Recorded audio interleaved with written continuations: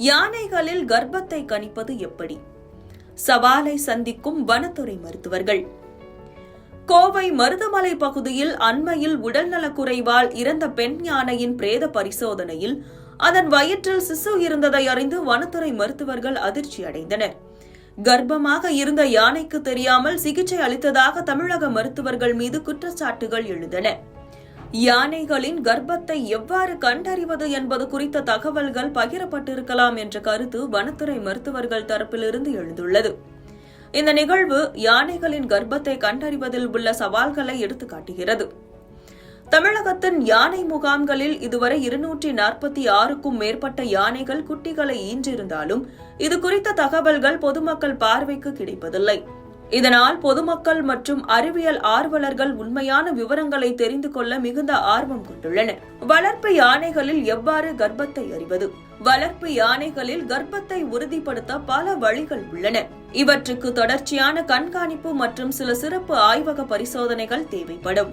முதல் முறையாக கருத்தரிக்கும் யானைகளில் கர்ப்பம் தரித்து 6 முதல் 10 மாதங்களுக்கு பிறகு மார்பகங்கள் சற்று பெரிதாக தொடங்கும். ஏற்கனவே குட்டி ஈன்ற யானைகளில் இந்த மாற்றத்தை கண்டறிவது சற்று கடினம். இருப்பினும் குட்டி ஈனுவதற்கு 3 முதல் 4 மாதங்களுக்கு முன்பு மார்பகங்கள் சற்று வித்தியாசமாக பெரிதாக காணப்படும். இதைத் தொடர்ந்து பல மாதங்கள் கண்காணிப்பதன் மூலமே இந்த மாற்றத்தை கண்டறிய முடியும். மார்பக திரவத்தின் தன்மை. 12 முதல் 16 மாதங்கள் கர்ப்பமாக இருக்கும் யானைகளில் மார்பக பால் சுரப்பிகளிலிருந்து வெளியேறும் திரவம் பிசுபிசுப்பு இல்லாமல் தண்ணீர் போல இருந்தால் கர்ப்பமாக இருக்க வாய்ப்புள்ளது. குட்டி போட்டு பால் குடிக்கும் தாய் யானைகளில் இந்த மாற்றத்தை கண்டறிய இயலாது. இது போன்ற யானைகளில் குட்டி ஈனுவதற்கு 1 முதல் 2 மாதங்களுக்கு முன்பு பால் தேன் போலவும், குட்டி ஈனுவதற்கு 1 முதல் 2 நாட்களுக்கு முன்பு அடர்த்தியான மஞ்சள் கலந்த வெள்ளையான சீம்பால் போலவும் இருக்கும். கர்ப்பிணி யானைகள் மற்ற யானைகளை விட அமைதியாகவும் மென்மையாகவும் நடந்து கொள்ளும்.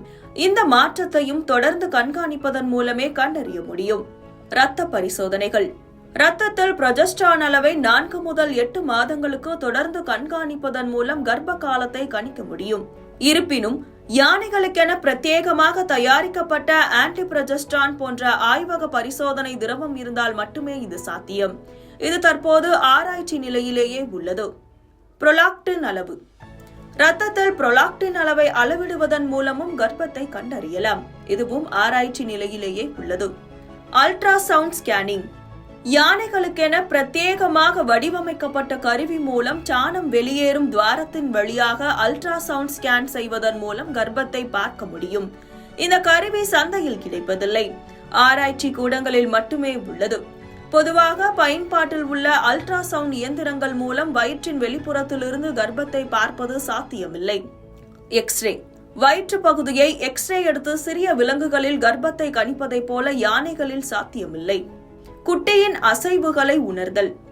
யானையின் வயிற்று பகுதியில் தொடை பகுதிக்கு கீழே 2 உள்ளங்கைகளில் உள்நோக்கி அழுத்தி பிடிப்பதன் மூலம் யானைக்குட்டியின் கால் அசைவுகளை கையில் உணர்ந்து கர்ப்பத்தை அறியலாம். இது 13 முதல் 16 மாதங்கள் கர்ப்பமாக இருக்கும் யானைகளில் மட்டுமே சாத்தியம். அதுவும் நன்கு பழக்கப்பட்ட யானைகளில் மட்டுமே. காட்டு யானைகளில் கர்ப்பத்தை கண்டறிவது மிகவும் கடினம். 16 மாதங்களுக்கு மேல் உள்ள கர்ப்பத்தை மட்டுமே மார்பக பால் சுரப்பிகளின் அளவு, அதிலிருந்து வெளியேறும் திரவத்தின் தன்மை மற்றும் சில சமயங்களில் வயிற்றின் அளவு ஆகியவற்றை கொண்டு குட்டி ஈனும் தருவாயில் உள்ள யானைகளை மட்டுமே கண்டறிய முடியும். எனவே காட்டு யானைகளில் கர்ப்பத்தை கண்டறியும் சாத்தியக்கூறுகள் மிக குறைவு.